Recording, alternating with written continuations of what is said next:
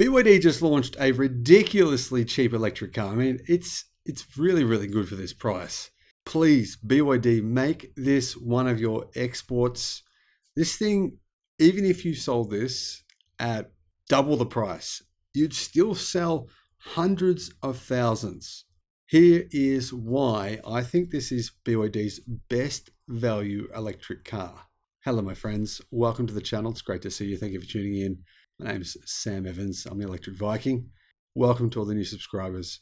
And welcome back, everyone else. BYD, they're kicking some goals. They are. It's really hard to ignore the fact that their cars are extremely compelling at the price point they're sold at. Well, not all of them. Most of them. I mean, some of the plug-in hybrids I'm not so sure about, but the electric cars, yeah. I mean, almost all of their electric cars are segment leading when it comes to price versus what you get for your money. And I think this is a prime example of exactly what I'm talking about here. BYD's smallest SUV or crossover, whatever you want to call it, but it looks like, a small SUV, a small crossover, now starts at a price of $13,000. This is the new Yen Pro EV. It was officially launched on the 31st of May, positioned as a small, pure electric SUV. It has been around for a while, but this is the newest updated version. And it has dimensions of 4,375 millimeters long and 1,785 millimeters wide. It's 1,680 millimeters high, has a wheelbase of 2.5 meters to 2,535 millimeters.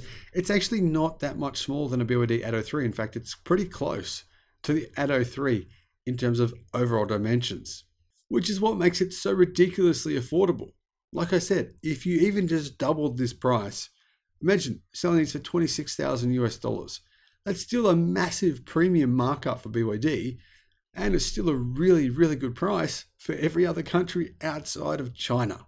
The 2023 Yen Pro EV comes in three exterior colors: pink, white, and gray.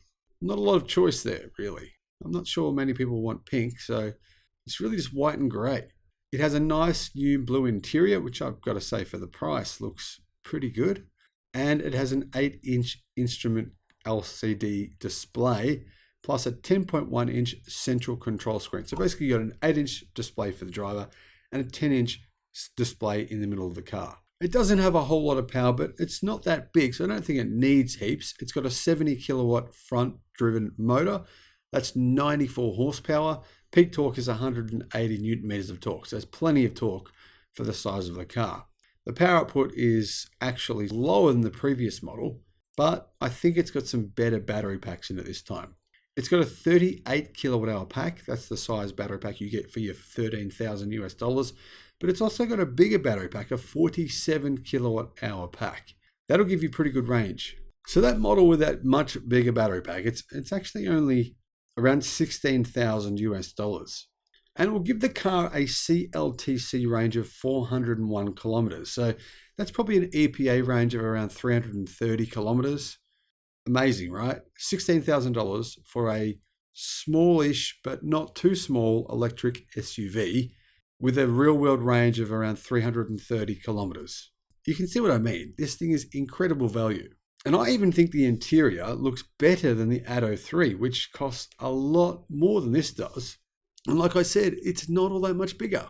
So the CLTC range for the cheaper, the $13,000 model, that's 320 kilometers. It's about 200 miles. So how fast is it? Well, BYD doesn't actually quote a 0 to 62 mile per hour time. That doesn't mean it can't 100 kilometers an hour.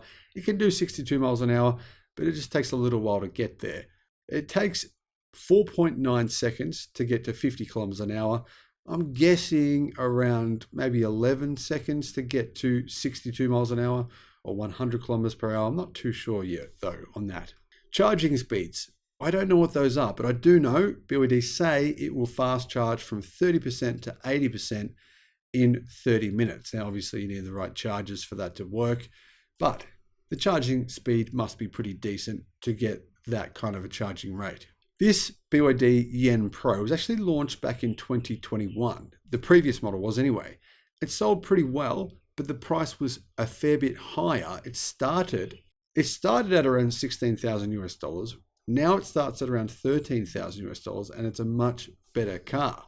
CNEVPost.com says that in the month of April, the Yen Pro was the second highest selling BYD model for the month, with 39,000 units delivered in China alone.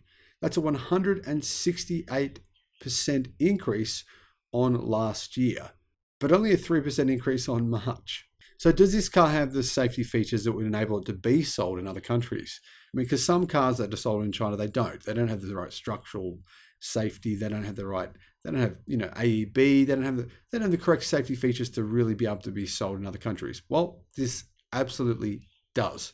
I checked, has enough of the right specifications. It would be able to be sold in pretty much every market outside of China. It's not made to be some sort of Chinese special.